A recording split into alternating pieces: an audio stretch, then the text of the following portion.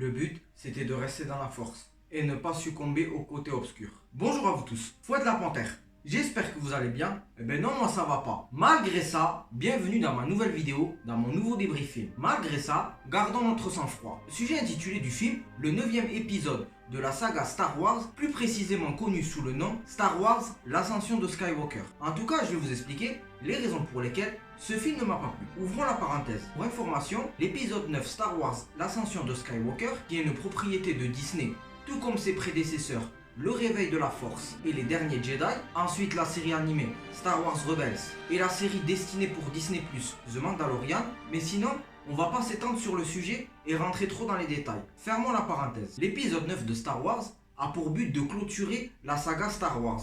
Et ça clôture bien! Ce film contient peu de points positifs, mais beaucoup de points négatifs. On va commencer par les points positifs. L'avantage dans ce film, il y a plus d'action, plus de batailles intergalactiques et de combats au sabre laser, contrairement à ses deux films prédécesseurs, mais cela ne fait pas une réussite pour le film. Maintenant, fin des points positifs. Eh oui, c'est déjà terminé. Maintenant, place aux points négatifs. Le côté obscur gagne du terrain. Au niveau des points négatifs, certes que le casting est accompagné de l'actrice décédée Carrie Fisher, connue pour avoir joué dans le rôle de Leia Organa, qui est la sœur de Luke Skywalker, Mark Hamill jouant toujours dans le rôle de ce dernier. Sinon, on va couper le casting, car le but de ce débrief, montrer totalement les points négatifs de ce film. Déjà certes, comme je vous ai évoqué, il y a beaucoup de combats au sabre laser, mais après ce film, il est très peu sombre, contrairement dans la première trilogie Star Wars, de l'épisode 4 à l'épisode 6, et ensuite la prélogie de l'épisode 1 La Menace Fantôme jusqu'à l'épisode 3 La Revanche des Sith. Le fait, comme vous avez vu,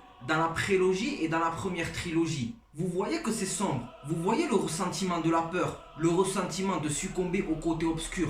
Même dans la série animée Star Wars The Clone Wars, dont les événements se passent entre l'épisode 2 et l'épisode 3, c'est encore plus étendu. Mais tandis que dans l'épisode 9, c'est carrément renfermé. Même il y a beaucoup de choses qui ne sont pas cohérentes au niveau de l'histoire. Car pour les vrais fans de Star Wars, vous savez très bien que après les événements de l'épisode 4, la suite se sont faits dans des livres, dans des jeux vidéo, et j'en passe. Et pourtant dans cette trilogie qui est la propriété de Disney, c'est carrément le contraire de la suite que je vous ai citée. Mais on va pas trop rentrer dans les détails. Promis, je ferai une autre vidéo sur ça. Car dans ce film, c'est toujours la même chose. Que ce soit dans Le Réveil de la Force ou dans Les Derniers Jedi, c'est toujours le combat entre le Premier Ordre et la Résistance. Alors que pourtant, dans la trilogie, elle s'appelait l'Alliance Rebelle. En plus, ce mot symbolique a été banni de cette trilogie. Et ça, c'est très grave. Et pourtant, ils évoquent pas qu'est-ce qui s'est vraiment passé entre l'épisode 4 et cette trilogie. Tout est fait à l'arrache. Le fait qu'il y a trop d'incohérences, comme la résurrection de Palpatine. Le fait que Kylo Ren, autrefois appelé Ben, qui est le fils de Leia Organa et de Han Solo, il part à la rencontre d'un ennemi tant inattendu, qui est l'empereur Palpatine, connu sous le nom de Darth Sidious. Et bien dans ce film, ils évoquent pas comment il a été ressuscité, comment il a réapparu. Pourtant, le fait, quand vous voyez dans l'épisode 6, le retour du Jedi, le fait que Dark Vador, ou Anakin Skywalker comme vous précisez, le fait qu'il est revenu dans son bon côté, il prenait l'empereur Palpatine, qui tortura Luke Skywalker, car le fait, ce dernier qui avait refusé de succomber au côté obscur, le jeta dans le vide. Et en plus, dans les livres Star Wars, il explique comme quoi que son esprit a traversé la galaxie pour posséder un de ses clones qu'il avait fabriqué, car il avait tout manigancé dès le départ. Mais par contre, dans ce film, ce n'est pas évoqué. Ils ne disent pas comment il est apparu. La rencontre entre Kylo Ren et Palpatine, Kylo Ren voulait tuer Palpatine, car les Sith ont une soif de pouvoir, ils se trahissent entre eux.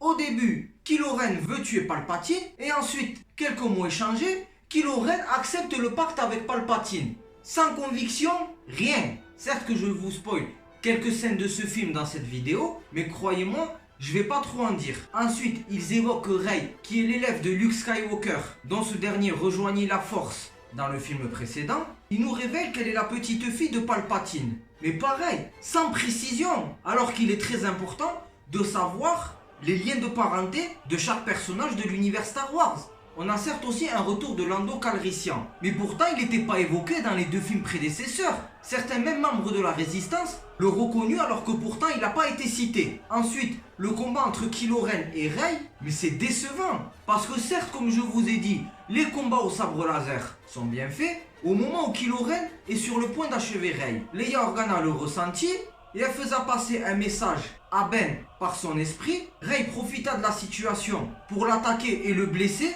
mais ensuite on comprend pas pourquoi Leia Organa a directement décédé et rejoignit la Force. Ensuite, quand Kylo Ren ressentit la mort de sa mère, il se retourne en voyant son père Han Solo qu'il avait tué dans le réveil de la Force, alors que ce n'était qu'un simple souvenir. Après quelques petites discussions, du côté obscur, Kylo Ren repasse à la Force. Mais tout ça, ça n'a aucun sens. C'est vraiment mal fait. Car on va prendre comme exemple, comme dans le jeu Star Wars Le pouvoir de la Force, le fait que l'apprenti caché de Dark Vador reçoit un ordre de ce dernier, faire semblant de créer une alliance rebelle contre l'empereur Palpatine, mais le fait qu'il faisait semblant, du côté obscur, il est passé aux côtés de la Force. Ça veut dire d'un Sith devenu Jedi. Et bien tandis que dans ce film, c'est irrespectueux de la part de Disney. Parce qu'aussi ils évoquent qu'il y avait un espion au sein de l'Empire, travaillant pour la résistance.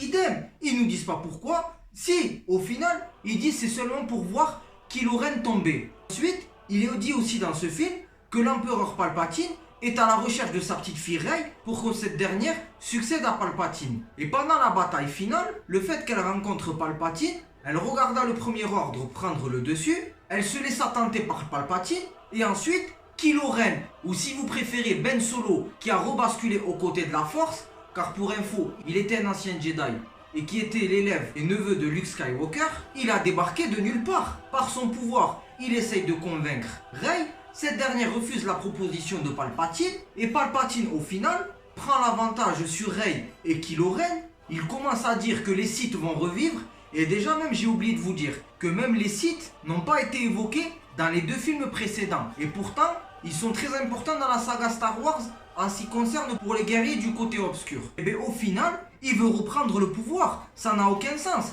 Il veut se laisser tuer par sa petite fille pour lui confier le pouvoir, et là au final, il veut reprendre le pouvoir. En tout cas, je vais pas trop en dire, car ce serait trop long de ma part. Sinon, au final, au niveau de ce film, au niveau du scénario, très incohérent, au niveau du jeu d'acteur, extrêmement mal joué, trop de dialogues superflus. Certes qu'il y avait de l'humour, en étant fan de l'univers Star Wars et en ayant vu cette dernière trilogie, je suis plus que déçu. C'était Fouad la Panthère. Si tu valides mon débrief et tu es un vrai fan de Star Wars, like un petit pouce bleu, partage cette vidéo et abonne-toi à ma chaîne.